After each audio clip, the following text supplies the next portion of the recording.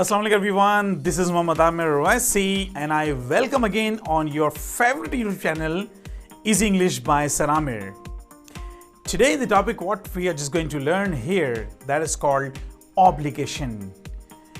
But before starting the lecture, if you have not subscribed our channel yet, click on the ring bell icon and click on the subscribe button so you can also get all updates of this video channel.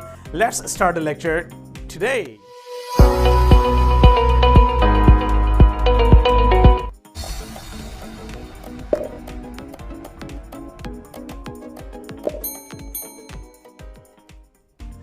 But students say today the topic what we have decided, this is called obligation. Obligation basically क्या होती हैं और कितनी तरह की होती हैं, क्या आपको इसके बारे में कुछ आइडिया है?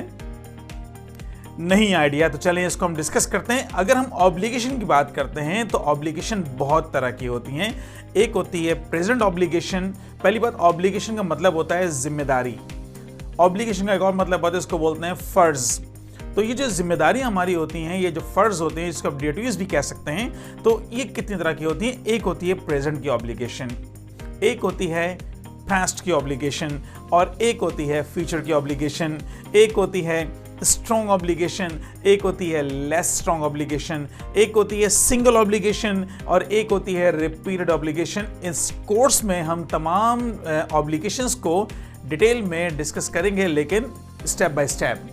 तो आज जो हम यहाँ पर टॉपिक लेके आए हैं वो है ऑब्लिगेशन। और आमतौर पे ऑब्लिगेशन जो होती हैं वो दो तरह की होती हैं। एक होती है सिंगल ऑब्लिगेशन और एक होती है रिपीटेड ऑब्लिगेशन।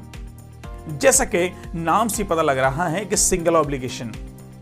सिंगल ऑब्लिगेशन का मतलब क्या होता है कि कोई ऐसा काम जो कि आपको एक बार करना है। फॉर एग्जाम्पल कि मुझे अभी आप लोग के लिए लेक्चर रिकॉर्ड करना है, मुझे इस लेक्चर में आप लोगों को कुछ नए टॉपिक्स के बारे में बताना है, कुछ इंग्लिश की टिप्स देनी है। ये सारी मेरी क्या है, ये सिंगल ऑब्लिगेशन है। हाँ, अब अगर मैं ये बोलूं कि मुझे आप लोगों के लिए लेक्चर प्रिपेयर करना पड़ता है, मुझे आप लोगों को पढ़ाना पड़ता है, मुझे रिकॉर्ड करना पड़ता है, उसके बाद मुझे एडिट करना पड़ता है, और उसके बाद मुझे आप लोग से रिक्वेस्ट करनी पड़ती है कि इसको सब्सक्राइब करें, तो मालूम चला कि दो तरह की बातें हो गई।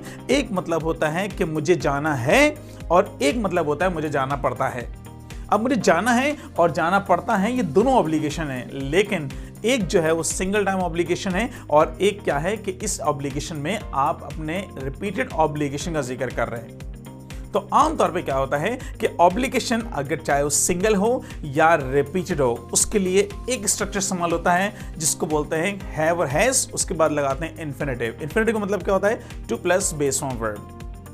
लेकिन एक और बात आगे मजीद पढ़ने से पहले बता दूं कि ये जो कहीं भी आप इंग्लिश लैंग्वेज में टी ओ देखें, ये टी ओ का जो साउंड अगर फास्ट तौर पर इसके आगे कोई वर्ब आ रहा हो तो उसमें हम इसको टू नहीं पढ़ते, बहुत ही शॉर्ट वॉइस में बोलते हैं, ट का साउंड आता है। फॉर एग्जाम्पल कि मैं इसको पढ़ूं तो उसका साउंड हैव टू या हैज टू नहीं पढ़ेंगे, इसको आप फ्रीक्वेंट बोलेंगे तो ये ट का साउंड देगा। I have to go, you have to go, she has to गो।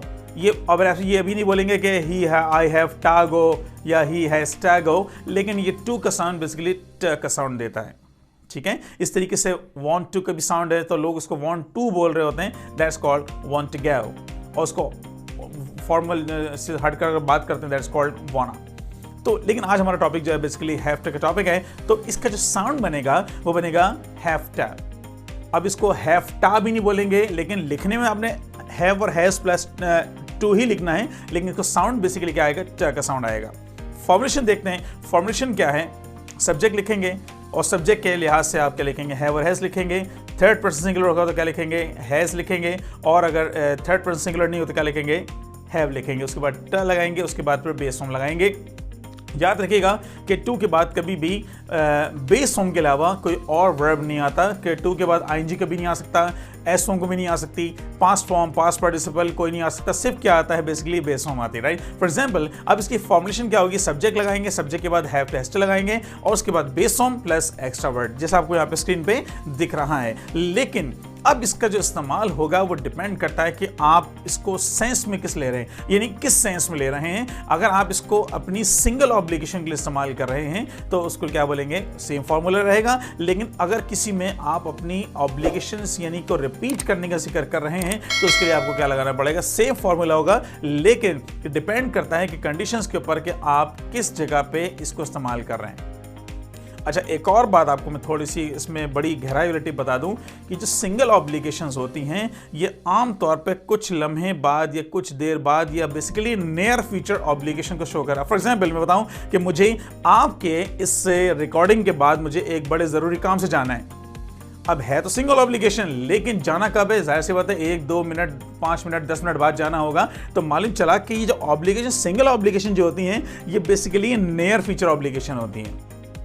हाँ, अगर मैं बोलूं कि मैं टीचर हूं तो मुझे टीचर होने के नाते जो है मुझे लेक्चर रिकॉर्ड करना पड़ता है, मुझे खुद स्टडी करनी पड़ती है, मुझे आप लोगों के लिए बोलना पड़ता है, मुझे आप लोगों को समझाना पड़ता है, मुझे वीडियो बनाकर अपलोड करनी पड़ती है। ये सारे काम बेसिकली क्या है, this is called my repeated obligation.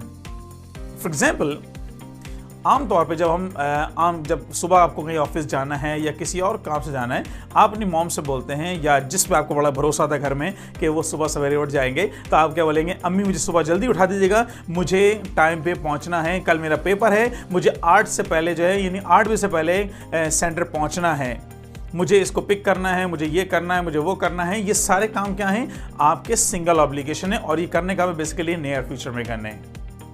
लेकिन अब अगर बात करूं कि एक स्टूडेंट है, अब स्टूडेंट्स की जिम्मेदारियां क्या क्या होती हैं। आजकल के लोगों में जो स्टूडेंट्स हैं, फॉर एग्जांपल, उनको जो है सुबह सवेरे जो है वो कॉलेज जाना पड़ता है, उनको जो है लेक्चर्स अटेंड करने पड़ते हैं, उनको लेक्चर्स प्रिपेयर करने पड़ते हैं, उनको एग्जाम्स की तैयारी करनी पड़ती है, उनको ट्यूटर से एक्स्ट्रा क्लासेस लेनी पड़ती हैं, उनको थीसिस बनाना पड़ता है।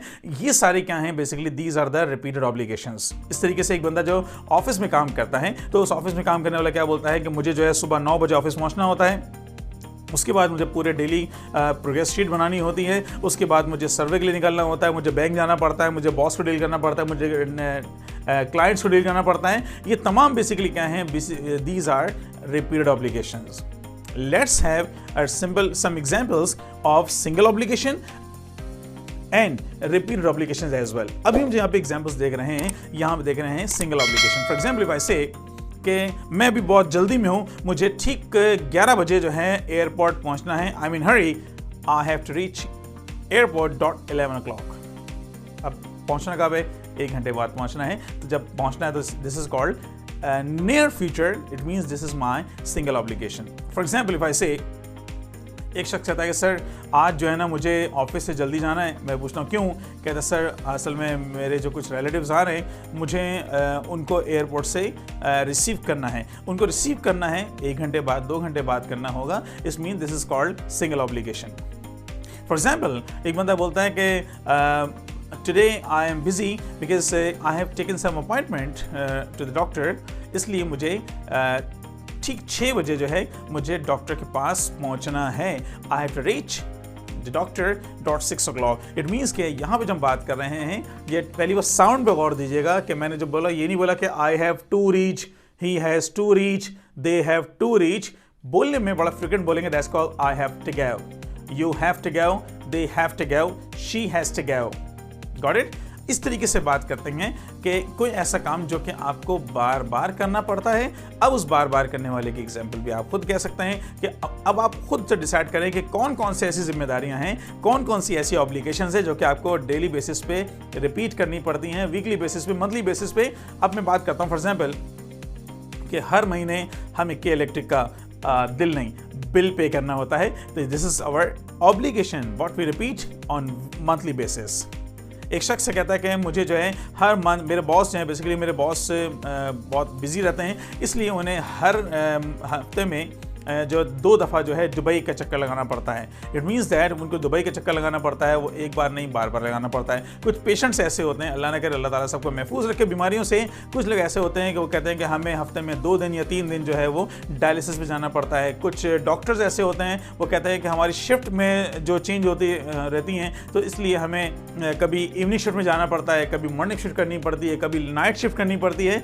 These are repeated obligation. So now let's summarise the topic today. The topic what we learn today, this is called obligation. Obligation के लिए जो है सिंगल ऑब्लिगेशन और रिपीटेड ऑब्लिगेशन दोनों के लिए एक स्ट्रक्चर संभाल होता है। दिस कॉल्ड हैव और has plus infinitive means to plus base on verb. लेकिन एक और बात, छोटी सी टिप आपको जाने से पहले दे दूं, वो ये कि जब भी आपका कुछ सिंगल ऑब्लिगेशन की अगर आप जिक्र करेंगे तो उसमें कोई ना कोई एक टाइम आप ऐसा मेंशन करेंगे जो कि जाहिर सी बात है वो रिप्रेजेंट कर रहा होगा किसको, फ्यूचर को। अभी बज रहे हैं फॉर एग्जाम्पल 9 o'clock हो रहे हैं, तो आप 10 बजे का जिक्र करेंगे, 11 बजे का जिक्र करेंगे, अगले दिन का जिक्र करेंगे, उसके अगले दिन का जिक्र करेंगे। इट मीन्स के जब सिंगल ऑब्लिगेशन, जिसको हम नियर फ्यूचर ऑब्लिगेशन भी कहते हैं, उसमें कोई ना कोई आप नियर फ्यूचर का टाइम जरूर मेंशन करेंगे। और जो रिपीटेड ऑब्लिगेशन होती है उसमें आपको कोई नियर फ्यूचर का टाइम मेंशन करना नहीं पड़ता। It's all about today's lecture, but before ending the lecture, if you have not subscribed our channel yet, click on the subscribe button and also click on the ring bell icon so you can also get all updates of this video channel. Till next lecture, let me go. Allah Hafiz.